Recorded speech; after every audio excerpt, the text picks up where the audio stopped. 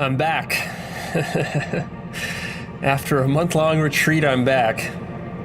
Man, there's a lot to share. I had a lot of amazing experiences. I spent a lot of time mulling over the things that I've experienced, and I want to share some of those with you. This is going to be a very kind of raw, off-the-cuff, intimate episode. It's tricky to talk about some of these things, but anyways, here we go. Before we get into it, though, I do need to issue a disclaimer here, which is that I'm going to be talking about some radical stuff about consciousness and what consciousness is capable of. And I just want to be authentic and true to my experiences. And man, these experiences were so profound, and the reason that it took me a while after my 30-day retreat to kind of come back and start to shoot videos again is because I needed that time to integrate. I took a few weeks off just to decompress and to integrate and to come back into normal life. Because man, this was some crazy stuff. So what happened? This is where it gets difficult. Like, you have to really want to understand. Do you really want to understand what reality is? The Book of Proverbs, Chapter 4. Though it cost all you have, get understanding. Get understanding. Get understanding. Cherish her, and she will exalt you. Embrace her, and she will honor you. Like, you have to really want to understand. Because I get the sense from many people who do spiritual work that they don't really care about understanding reality. Maybe they care about escaping suffering, but they don't really care about understanding reality. Now you might say, oh, Leo, but that's just a function of the mind. Understanding is just what the mind is doing. No, consciousness is capable of infinite understanding. Though it cost all you have, get understanding. Get understanding. You are capable of completely understanding reality if you want. You're capable of that. Is what happened is that I became so conscious that I realized what consciousness is it's an infinitely interconnected, self-communicating field. As you become more conscious, what happens is that every point interconnects with itself and starts to communicate with itself. This is really a profound, shocking, mystical experience. Right now, this is your conscious field right here. Right now, your conscious field is not in infinite communication with itself. It's fragmented and divided, such that you think that I'm over here, you're over there, my computer's over here, your computer's over there, my email account's over here, your email account's over there, and if you want to communicate with me, you gotta send me an email, it comes to me, then I gotta open it, I gotta read it, I gotta process it, then I gotta respond, it has to come back to you through more wires, and then you read it, and then in this way we're communicating. You can tell this process is extremely indirect.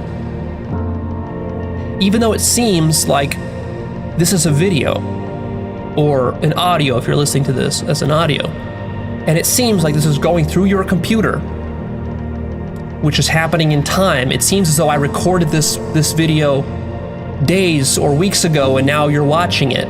Maybe years have passed since I recorded this and you're watching it for the first time, and you're hearing this for the first time, and it might seem to you that that's just what this is. But you can become directly conscious right now that actually you are communicating directly with yourself. You're imagining computers and you're imagining wires running around the earth. All of this is just your denial of the fact that you are talking to yourself right now. You see, you need a story to deny that you are infinite consciousness and that you are me. So to create the separation between me and you so that you can believe that you're a human, and so that you have a convincing story that you're not God, you have imagined all of these barriers. So you think that for you to communicate with me, you got to turn on a computer, you got to look at your email, You got to write me a letter. You got to call me on the phone. You're imagining all those limits, you see. It's true for you that you're under all these limits precisely because you're imagining all these limits, and furthermore, you don't know how to unimagine all of these limits. None of this is necessary. You can communicate with me anytime, as long as you're conscious enough of what you are and what I am. I am. But man addresses God as thou art, and speaks of him as he is, when his name forever and forever is I am. That is my name forever and forever. Go and tell them, I am has sent you. Fear not. I am with thee always. He never leaves you. He can't leave you, because your very breath is the Spirit of God. Your awareness is God. Your wonderful, glorious human imagination, that is God. When you say, I am, that's God. There is only God in the world. One body, one Lord, one God and Father of all. He is through all and in all. There is no God but the I amness within you. There is no other God. For this whole vast world is a soliloquy. God talking to God. It's so simple. You're talking to yourself. That's all it is. You're not actually talking to me. I'm just imaginary from your point of view. On that day, you will realize that you are in me, and I am in you. All that you behold, though it appears without, it is within, in your own wonderful human imagination, of which this world of mortality is but a shadow. Really, you are the only thing that exists. You are able to actually take my voice, take my face, take the image of me in your mind, and you're able to communicate with me directly because you're communicating with yourself. That's all it is. So anyways, we're just getting started here. This is just the beginning of the stuff that I experienced. So let me sort of speed up because there's a lot more to say. So, all of that I just described, all of that was just a prelude. The real breakthrough is the discovery of love. That's real awakening, is love. By the 2-week mark, now the love really started to crack open. How do you describe the love? Just infinite self-love. You're drowning in this love. I was completely drowning in the love of God. When I talk about God, it's not per se who, it's really with myself. There's nothing but God in the world. There's no room for anyone in the world but God. He is dreaming the dream of life. So in the end, everyone will awake and everyone will be God. When you say, I am, that's God. Forever and forever. And ultimately, since I am God and since I'm talking to myself, my consciousness became so infinitely in communication with itself that I started sort of a series of just conversation, like literally a dialogue, English language dialogue with God. You might wonder, how is that possible? Well, you just imagine it and there it is. You might say, well, you're just hallucinating it. Of course, you're hallucinating everything. That's the point. You get past all that.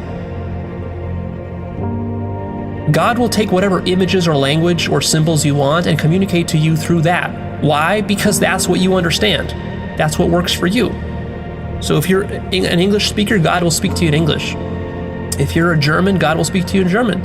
If you're a Christian, God will maybe show up in the form of Jesus. And if you're a Hindu, then it'll show up as some Hindu avatar. It's all completely relative. It's all completely imaginary. It doesn't matter which form it takes. It can take any form it wants. And all you're doing is you're just imagining it. And so what started happening was that God was starting to guide me into a deeper levels of self-love. Now you might say, well, Leo, but how is God guiding you? If you're conscious that you're everything and that you're God, then what does it mean for God to then be guiding you? Isn't that a duality? Because there's like a self and an other? Yes, of course it's a duality. It's just a sort of a training wheels, right? It's training wheels. You don't need to imagine God speaking to you. You could just be God by yourself in silence directly. That's fine too. And so one of the amazing things about God, if you really break through into a communication with God, is just how accepting and forgiving it is. God is never going to judge you because God knows that it's you and that it's love and that it loves you. So any of your weaknesses or any of your egotism, any of your evil, any of your devilry, God totally understands and totally accepts. And it will help you to accept it too. Everything you don't accept about yourself, every little freckle on your face that you don't like, that you want removed, every little stray hair that you have that's growing in the wrong area that you don't think is pretty, all the mistakes you've done in your life, all the regrets you have, all the people you've wronged, all of that, God is conscious of, God completely understands, God completely accepts and completely loves. And that's one of the greatest gifts that God can give to you, is to share that level of acceptance with you. So that's what started happening to me over a period of multiple days. I just started to accept myself and love myself at ever deeper levels.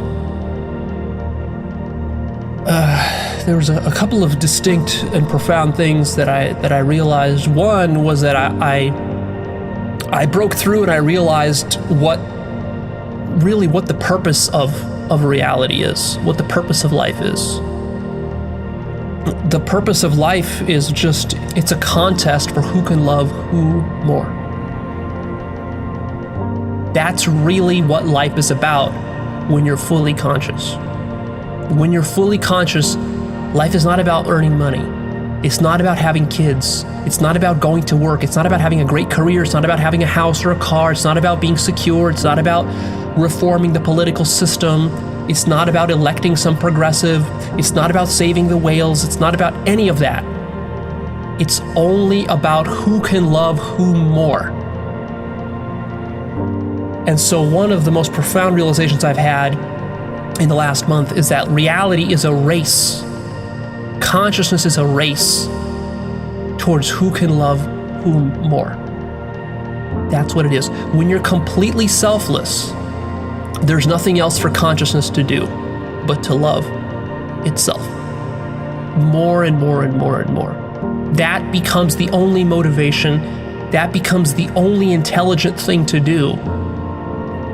But most humans are so far from that level of consciousness that they are completely oblivious and ignorant that this is the function of life. They think life is about survival or other things. Life is only about one thing: who can love whom more. It's just a race for love. This race for love is existential. An intelligent, fully conscious consciousness would only be interested in love. It wouldn't be interested in anything else, because everything else is inferior. Everything else is fear. Everything else is just utter silliness. It's just complete silliness. Everything you're doing in your life, you might as well be collecting shoelaces or bottle caps. That's how insignificant it is compared to the only thing you should be doing, which is practicing love. That's it. What God started showing me is how much God loved me. And so we sort of actually went into this sort of race. So God would love me, and then I would feel the love, and I would say, but I love you. And it would say, but I love you more. And so it became like this duel of love. And this was so amazing. It just turned into this never-ending duel of love. And that's basically what infinity is. It's sort of like, I love you. No, I love you. No, I love you. No, I love you. No, I love you more. First, it started just like a little game. Like, I love you. No, I love you more. Like a little game. It sounds like it's almost like childish. And it sort of was. But then it morphed from just being this childish thing to this like serious existential like business. This turned into the work. This was the true awakening. And it just, who can love whom more? And whoever can love whom more is God. You see? So, of course, the way God gets you to love is by loving you so much.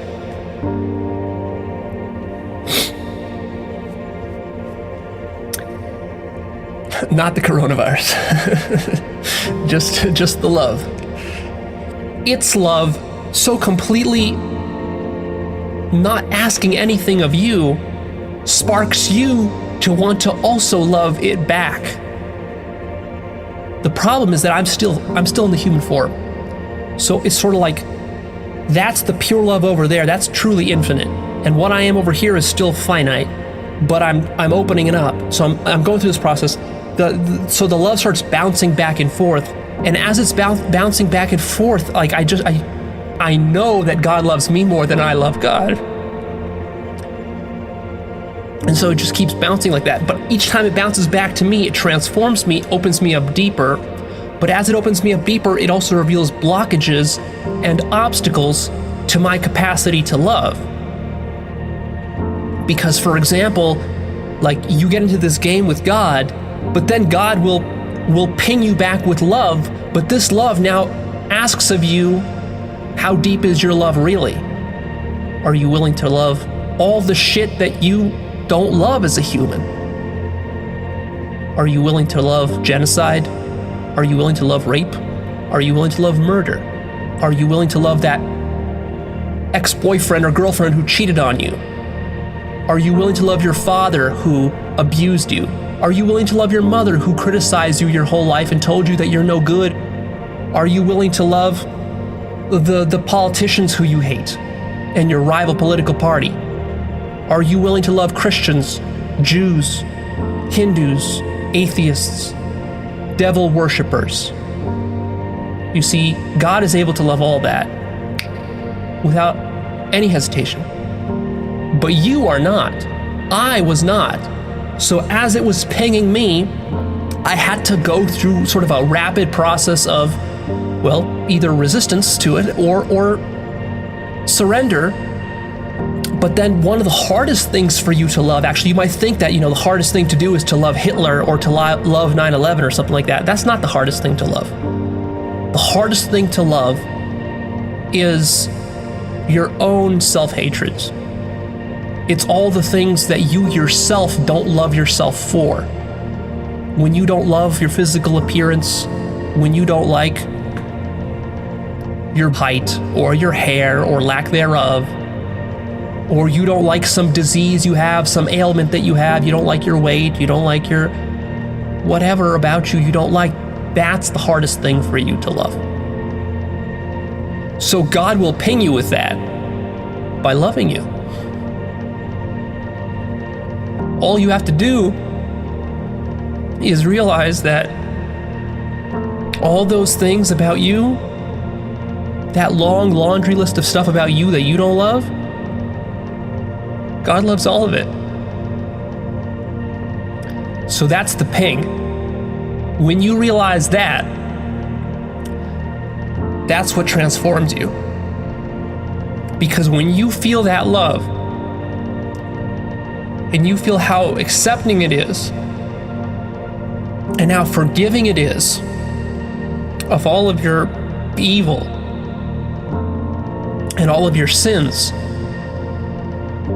that's the thing that kills you. That's what transforms you. That's what breaks your heart wide open. That's what gets you to surrender. That's what humbles you.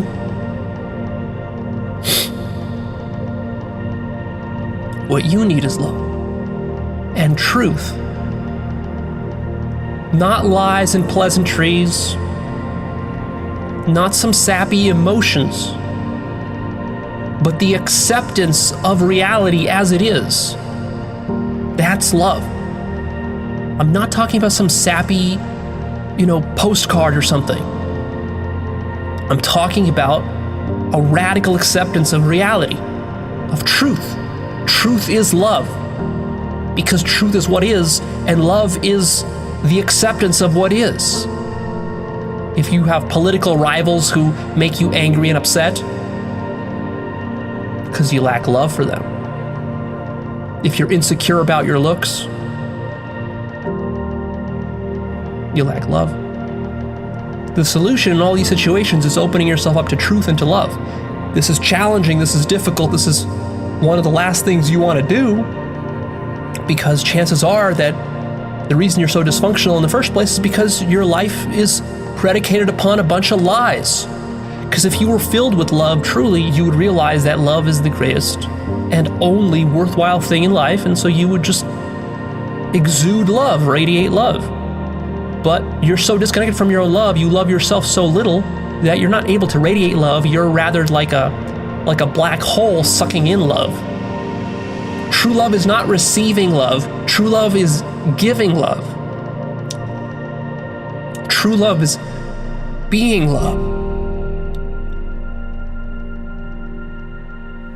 So anyways, we're sort of in this contest, pinging each other back and forth. And the love got so deep that for the first time in my life, I really apologized. I just said, I'm sorry for not loving more. That's the only thing you have to be sorry about. That's really the only thing you have to regret about your life, is that you were blind to the love. You didn't love your parents enough. You didn't love your friends enough. You didn't love political rivals enough. So I went through this period of just really, really saying, I'm sorry. Who was I saying it to? Well, to myself, of course. But the really amazing thing is that God's love is such that it doesn't force you to love. There's no forcing.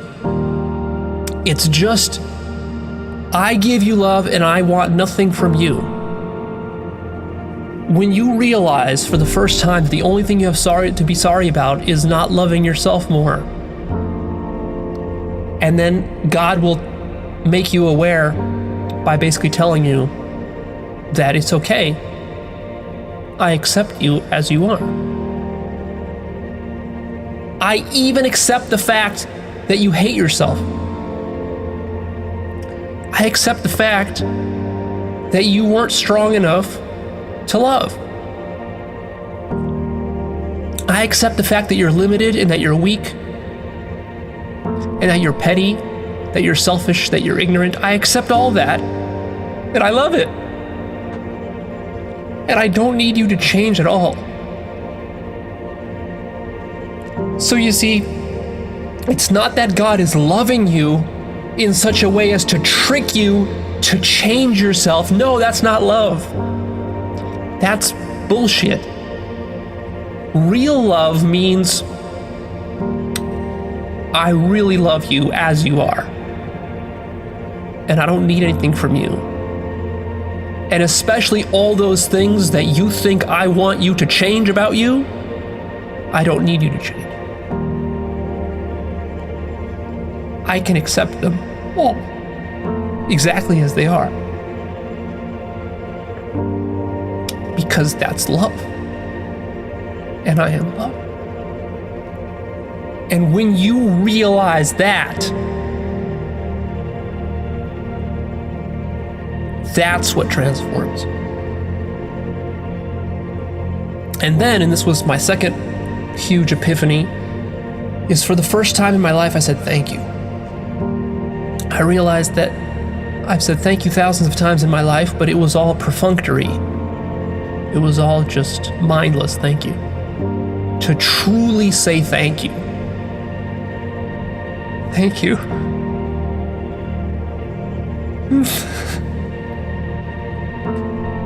Thank you for love.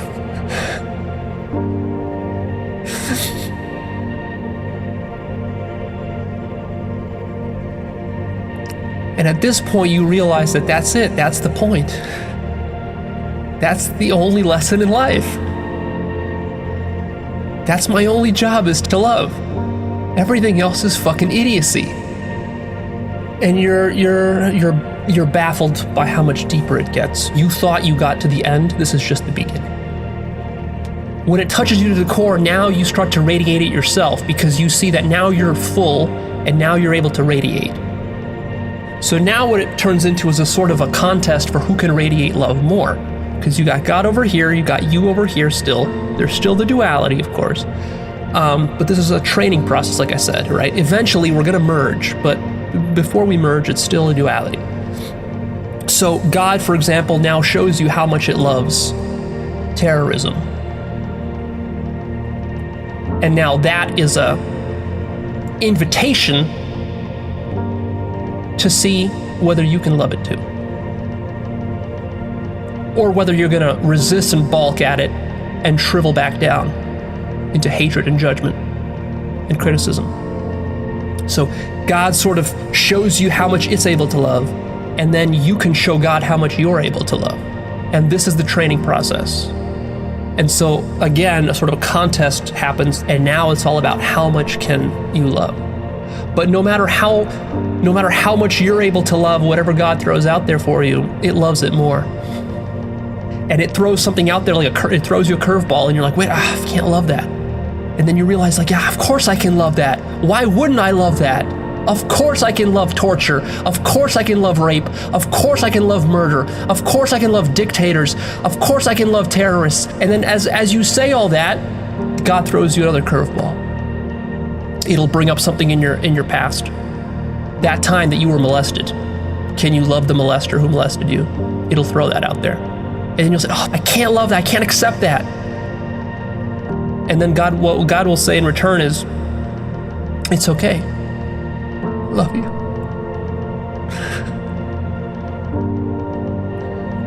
I love that you are not capable of love. I love that. And when that hits you,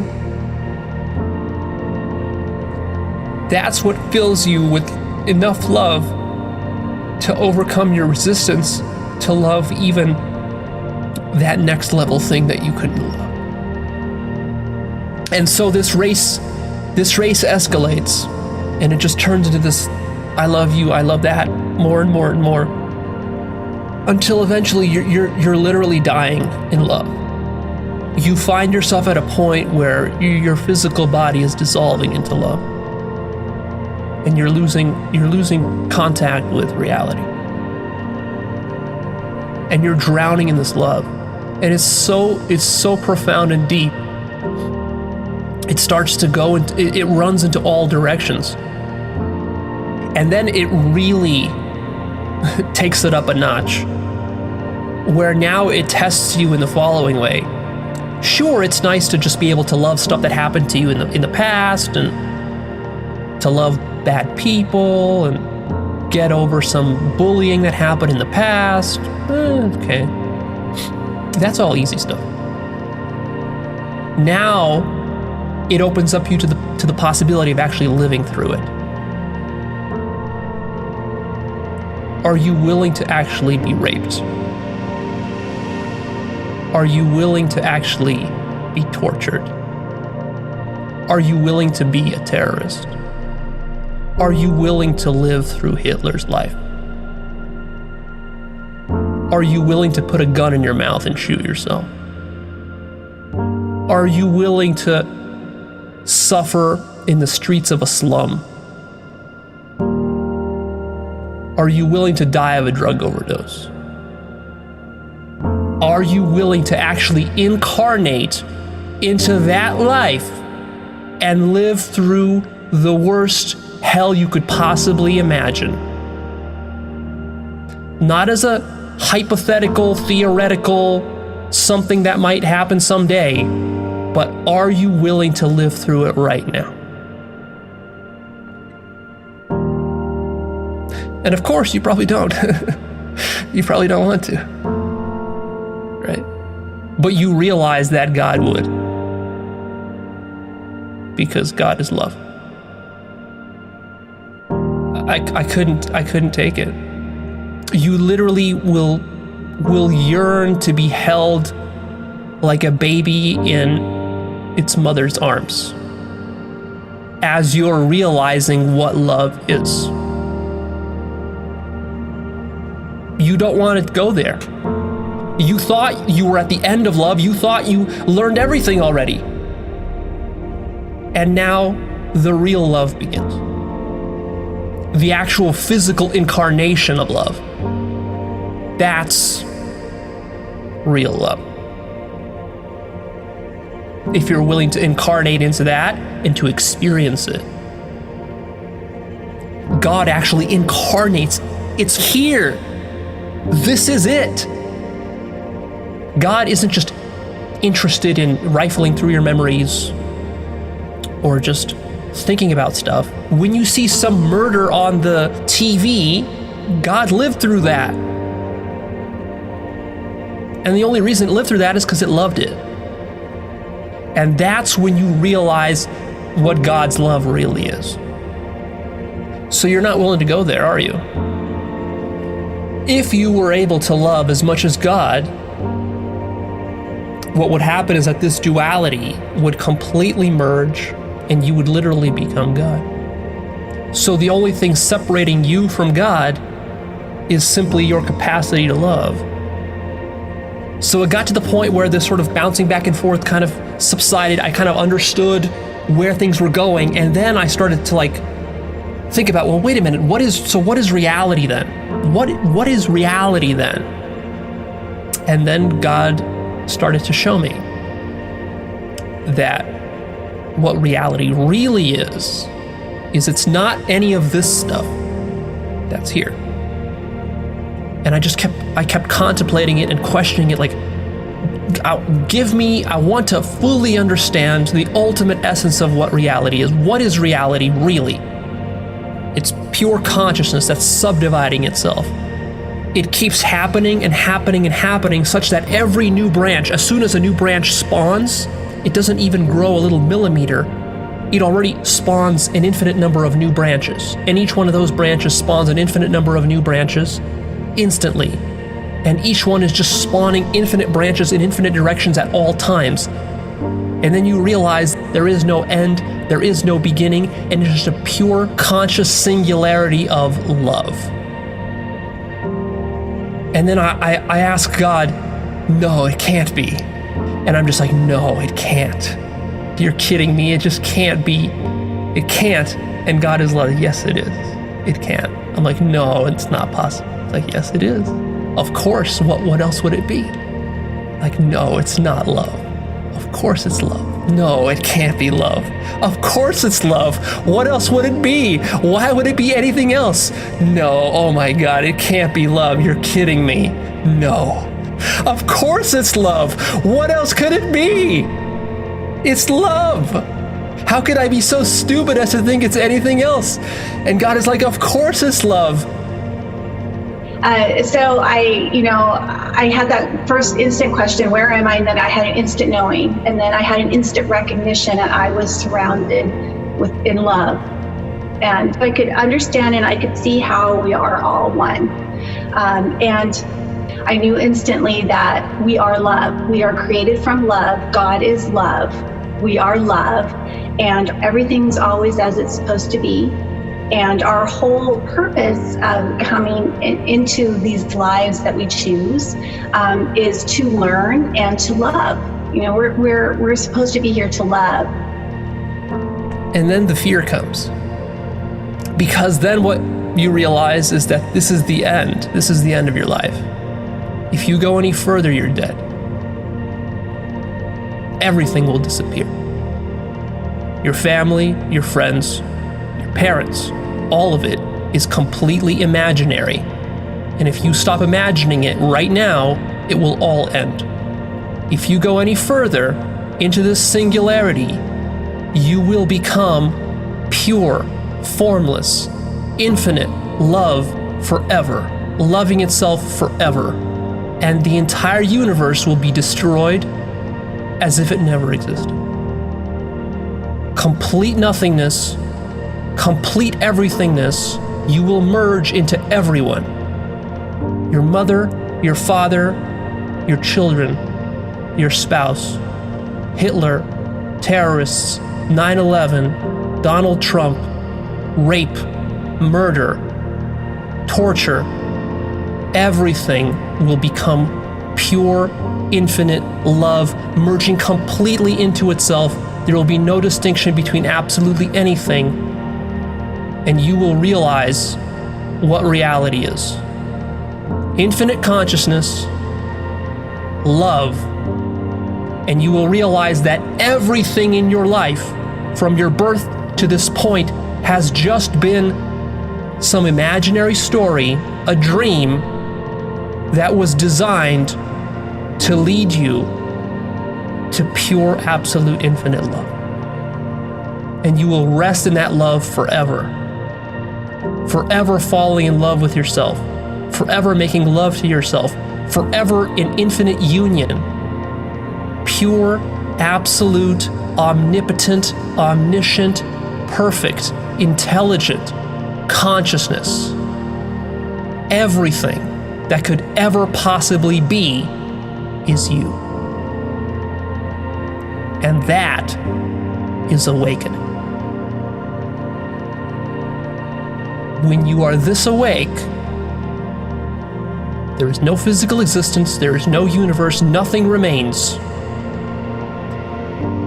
Your parents and your spouse and your children, they don't stay back and keep living their life, enjoying their life without you while your body drops dead. No, no, no, no, no. This is much more serious than that. You see a world not knowing it yourself pushed out.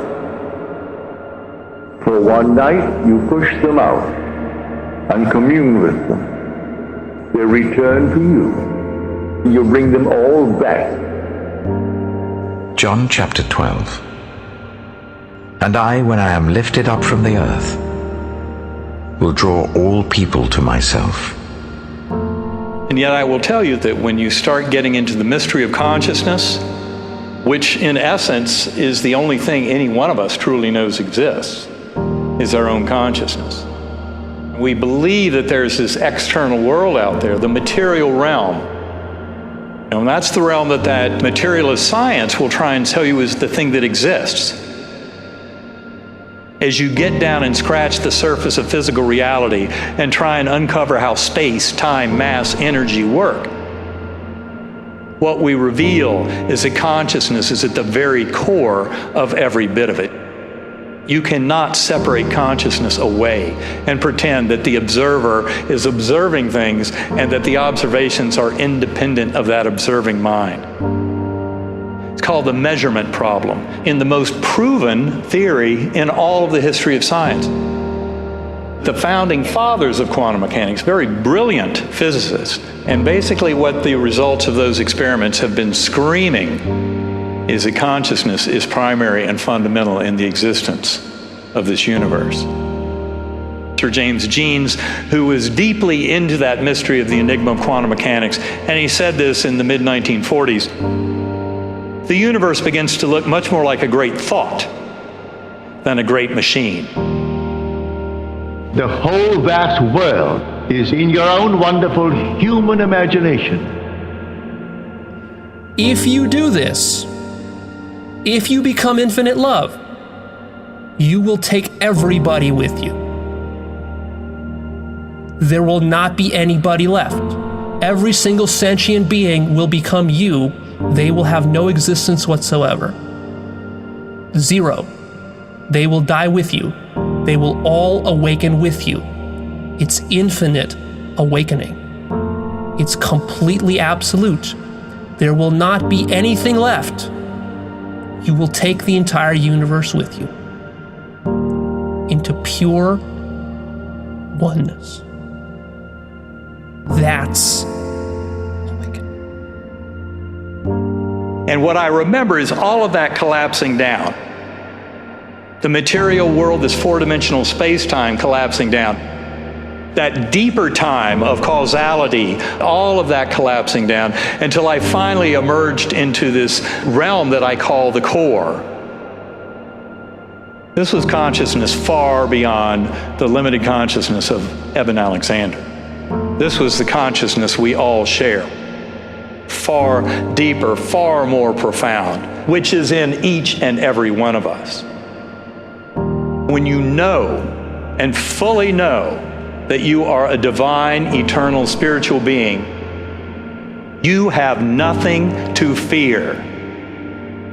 You become others to feel the emotional power of existence. We are all truly one. And I didn't go there. As you can tell, since I'm still sitting here, I'm not there. I was too afraid to go there. And God was fine with it. It didn't push me. One part of me wanted to do it. The other part of me didn't want to do it because I still have attachments and things I want to accomplish here in the world. I still want to teach, but then of course I also realized, who is there to teach? There's no one to teach because I am them and you are me. So it gets quite twisted and strange loopy like that. I would say my biggest, if I had to boil all of this down, my biggest single insight from this is the answer to the question of what is reality. There's only one word for it, and the word is love. That's it. Reality is love. That's the highest thing that I've realized. I think that's the highest thing you can realize. And if you ever go as deep as I've gone, I look forward to being there the moment you realize it. Because when you realize that you're love, you'll realize that you're me.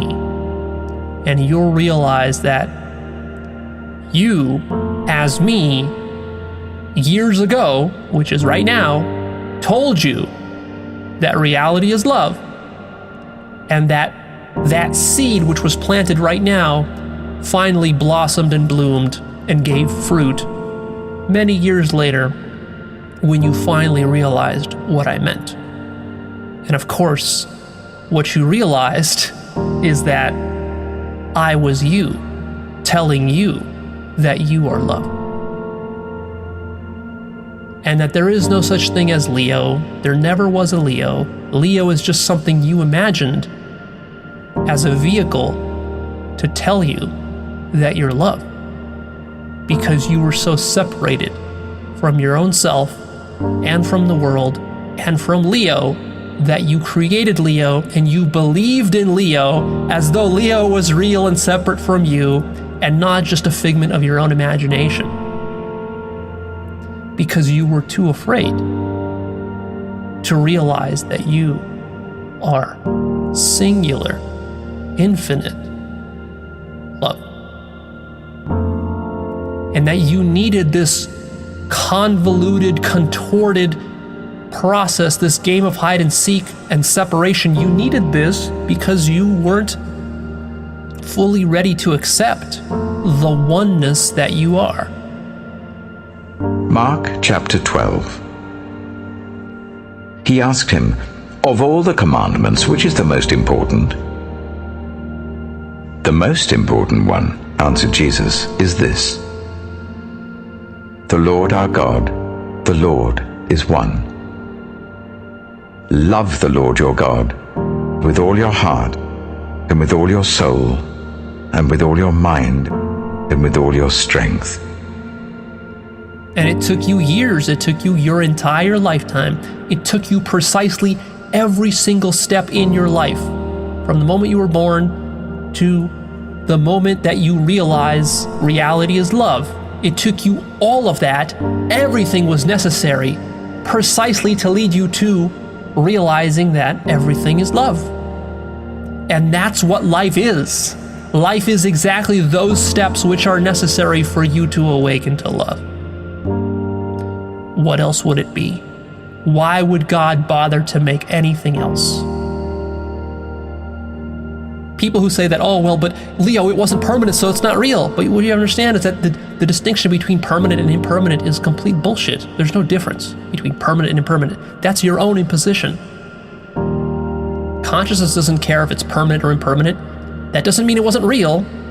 It just means it was there, and now it's not there. You were fully awake, now you're half asleep. That's what it means. When I'm fully awake, there is no you. When you awaken, if you do, you will realize that I'm just you. And so is everybody else. Either you are awake or you're not. And of course, there's many degrees of how awake you can be, but at the highest degrees, it's all just you, baby. There's nobody else but you.